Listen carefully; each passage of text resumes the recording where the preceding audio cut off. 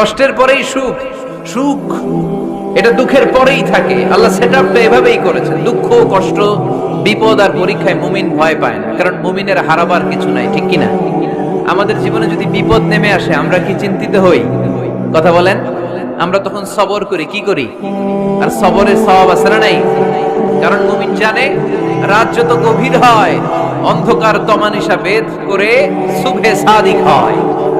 মুমিন জানে গর্ভবতী নারীর পেটের যন্ত্রণা যত বাড়তে থাকে নতুন মেহমান আগমনের সময় ঘনাতে থাকে, ঠিক কিনা? মুমিন জানে মুমিনের উপর বিপদ কষ্ট যত বাড়তে থাকে সুখের সময় ঘনাতে থাকে, কাছে আসতে থাকে। চিল্লায় বলেন ঠিক কিনা? এজন্য আল্লাহ বললেন ফাইন্না মাআল উসরি ইউসরান, ইন্না মাআল উসরি ইউসরা। ও নবী, চিন্তা করবেন না, পেরেশান হবেন না। মাক্কি জীবনে আপনার দুঃখ কষ্ট, কিন্তু কিছুদিন পরেই মাদানী জীবনে আপনার জীবনে সুখ নামিয়ে দিবে কে? আপনার জীবনে আনন্দের বন্যা বইয়ে দিবে কে? মোটিভেশনাল সূরা, পেইন রিলিভিং সূরা। আপনি বিপদে পড়লেই এই আয়াত নিয়ে চিন্তা করবেন যে বিপদের পরেই আনন্দ আছে, কষ্টের পরেই দুঃখ আছে। সমস্যা যেমনি আছে সমস্যার সমাধানও। কথা বলেন, সমস্যা যদি থাকে ওইটার সমাধান আছে না নাই? আল্লাহ never creates a lock without its key. আল্লাহ এমন কোন তালা বানায় নাই যে তালার জন্য চাবি বানায় নাই, ঠিক কি না?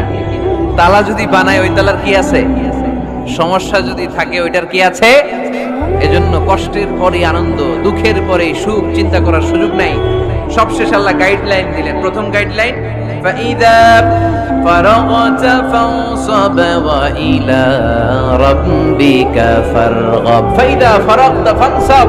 হে নবী, যখন আপনি দাওয়াতি কাজ করে করে রাষ্ট্রীয় কাজ করে করে একটু ফুরসাত পাবেন, অবসর পাবেন, ফানসাব ফিল ইবাদা, আপনি একটু ইবাদতে মশগুল হয়ে যান, আপনি একটু দোয়ায় মশগুল হয়ে যান।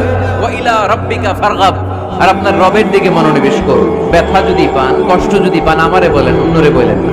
কিন্তু আমরা ব্যথা পাইলে শেয়ার করি কোথায়? সবার আগে কি বুকে? ফেসবুক। কষ্ট পেয়েছি, দুঃখ পেয়েছি, কোথায় শেয়ার করি? কেউ যদি আমারে কষ্ট দেয় আমি বদলা নিতে চাই, ঠিক কি না?